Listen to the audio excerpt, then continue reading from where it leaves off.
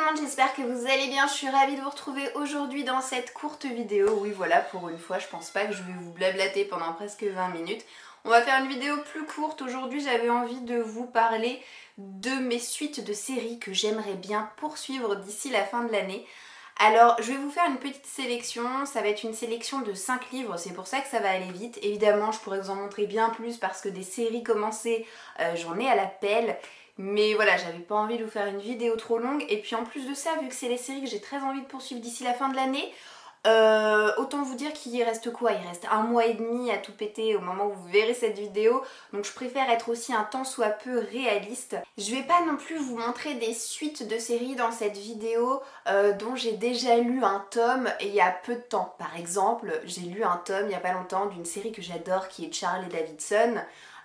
Vu que ça fait vraiment pas longtemps que je l'ai lu, je sens que psychologiquement parlant, je suis capable de patienter un peu avant de me ruer sur le prochain tome. Là, les livres que je vais vous montrer, c'est plutôt des séries dont j'en peux plus trop d'attendre quoi. La première série que j'aimerais bien poursuivre d'ici la fin de l'année, c'est Miss Peregrine et les enfants particuliers de Ransom Riggs, qui est sortie aux éditions Bayard. Donc là, pour le coup, je vous montre le 3e tome. Hein. On a longtemps cru que c'était le 3e tome d'une trilogie, mais non, pas du tout, la série se poursuit. Quoi qu'il en soit, ce livre fait partie de ma pile à lire du Pumpkin Autumn Challenge et je ne sais pas pourquoi, je sens que ce livre, je ne vais pas réussir à lire au mois de novembre. Voilà, je sais vraiment pas pourquoi. Mais j'ai vraiment très envie de poursuivre cette série parce que je me dis que tant que je n'aurais pas lu ce livre, je n'aurais pas le déclic pour me procurer le prochain tome. Du coup, dans cette histoire, on va découvrir un jeune garçon qui s'appelle Jacob, dont le grand-père a vécu son enfance pendant la Seconde Guerre mondiale et il a notamment passé une partie de sa vie sur une île un petit peu perdue au milieu des océans et sur laquelle se dresse un pensionnat, le pensionnat des enfants particuliers. Et il a raconté toute cette partie de sa vie à son petit-fils, mais un peu sous forme de conte ou de fable, vous voyez.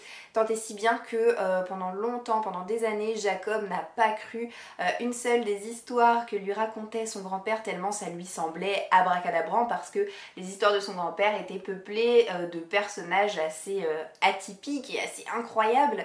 Et lorsque son grand-père est mort, et Jacob est parti tout simplement sur les traces de son passé et il s'est rendu compte que du mythe à la réalité, parfois il n'y a qu'un pas. Je vais changer complètement de registre pour la 2e série que je vais vous montrer, mais d'ici la fin de l'année, j'ai très envie de poursuivre la série Les Hathaway de Lisa Kleypas. Donc c'est sorti aux éditions J'ai lu, on est dans la pure romance historique. Ça fait très longtemps maintenant que je n'ai pas lu de livre de Lisa Kleypas, alors que je pense que oui, je me trompe pas si je vous dis que c'est mon auteur préféré en termes de romance historique. C'est vraiment une conteuse formidable qui nous pond des univers très attrayants avec des héroïnes toujours au tempérament bien marqué, très forte. J'ai déjà lu de cet auteur toute la série La Ronde des Saisons que j'ai adorée. Je me ferai d'ailleurs un plaisir de me relire cette série dans quelques années je pense. Alors, je ne vous dirai rien par rapport au résumé de ce tome 2 parce que très honnêtement, je ne l'ai même pas lu. Hein. Mais par rapport au premier tome, je peux vous dire qu'on découvrait une jeune femme qui s'appelle, je crois de mémoire, Amélia il me semble, qui était en tout cas l'aînée de sa fratrie et qui partait à la recherche de son frère disparu. À l'intérieur d'un club de jeu tenu par un propriétaire moitié gitan, moitié irlandais je crois. Et voilà, on avait donc une histoire d'amour entre le propriétaire de ce club de jeu et notre héroïne.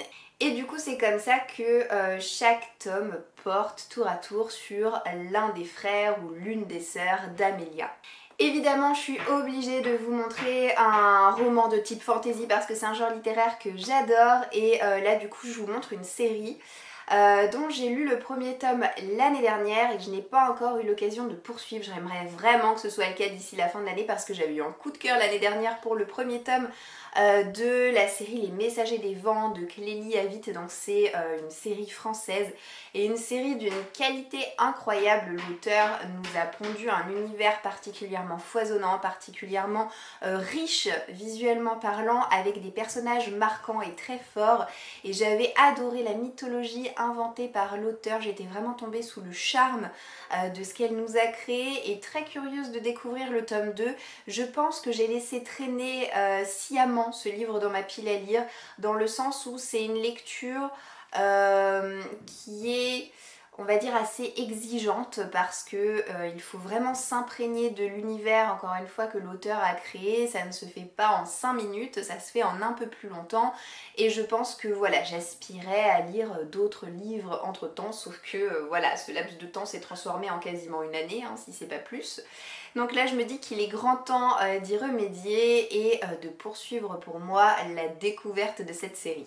L'avant-dernier livre de cette sélection, je me le suis acheté il y a un bout de temps maintenant, mais peu de temps je crois après sa sortie, c'est La Dame en Rouge règle ses comptes. C'est le tome 2 d'une série écrite par Béatrice Botté, là aussi une auteure française publiée chez Scrinéo. J'avais d'ailleurs reçu le premier tome lorsque je faisais encore partie du cercle des lectrices Scrinéo, donc un partenariat qui, comme pour beaucoup de maisons d'édition maintenant, dure le temps d'une année.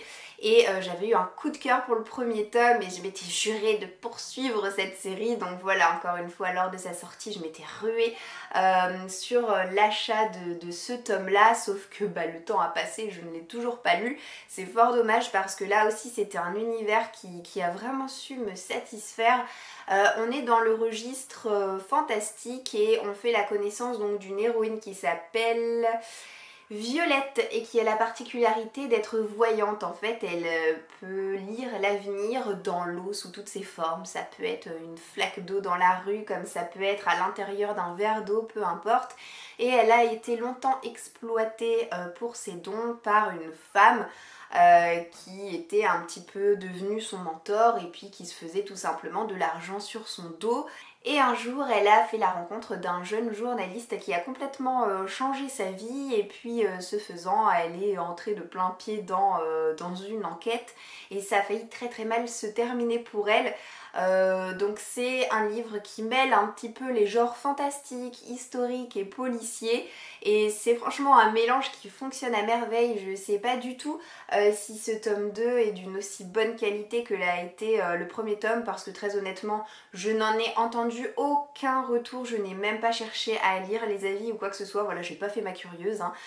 Ayant eu un coup de cœur pour le premier tome, ça me semblait tomber sous le sens de me procurer la suite et qu'importe ce que peuvent en penser les autres, en tout cas voilà, j'ai la ferme intention de poursuivre cette série d'ici la fin de l'année. Et pour terminer, histoire de varier un petit peu les plaisirs, au programme j'ai bien envie de me caler une romance contemporaine avec jeu d'indulgence, donc c'est le 3e tome de la série de tomes compagnons de Jennifer L. Armentrout sorti aux éditions J'ai lu. Alors j'ai eu l'occasion de lire les 2 premiers tomes et il y a des années de ça, je crois que ma lecture du tome 2 remonte à au moins facile 3 ans je dirais, ouais. Mais ça va parce que ce sont des tomes compagnons, donc c'est des histoires à chaque fois et même si j'ai finalement que quelques souvenirs des 2 premiers tomes, je me souviens les avoir beaucoup appréciés, mais alors l'histoire dans le détail, c'est pas ça. Mais en tout cas voilà, j'ai eu l'occasion de voir récemment ce livre dans ma pile à lire et je me suis dit tiens, il est là lui, j'ai pas la suite, je crois qu'il y a 5 ou 6 tomes en tout, je me suis pas procuré la suite. Je verrai si je retombe sous le charme de l'écriture de l'auteur, si je retombe sous le charme de l'histoire comme ça avait été le cas pour les 2 premiers tomes que j'avais vraiment beaucoup aimé, surtout le premier de mémoire, le premier avait vraiment été mon préféré. Et si c'est le cas, et bah écoutez, je me procurerai la suite sans pression. Mais j'ai de moins en moins l'occasion de lire des romances contemporaines, en tout cas plus trop depuis que je ne fais plus partie des partenaires Hugo Romans. C'est vrai qu'à l'époque je lisais beaucoup de romances, quelques jolies pépites et de temps en temps, mais pas mal de gros navets aussi. Qu'est-ce que je peux vous dire de l'histoire? Alors, donc, qu'est-ce que je peux vous dire? Eh ben, je peux vous dire qu'on va suivre une jeune femme de 21 ans qui est une ex-reine des concours de beauté, qui cache de profondes cicatrices de blessures voilà, de son passé. Et un jour, tout va basculer au niveau de sa vie dès lors que sa mère va se volatiliser avec ses économies. Donc du coup, elle va revenir dans sa ville d'enfance, elle va revenir dans le bar dans lequel travaille sa mère et elle va faire la rencontre du nouveau barman, je crois. Voilà, je pourrais pas vous en dire plus par rapport à cette histoire, mais je vais essayer de la lire d'ici la fin de l'année. Et ben voilà, on a déjà fait le tour, hein. Je vous avais prévenu que du coup ça allait être une vidéo somme toute assez rapide, j'espère qu'elle vous aura plu. Moi je suis bien contente d'exhumer comme ça des livres de ma pile à lire et puis surtout des suites de séries. Je vous souhaite de passer une très bonne journée et je vous dis à bientôt dans une prochaine vidéo. Ciao ciao!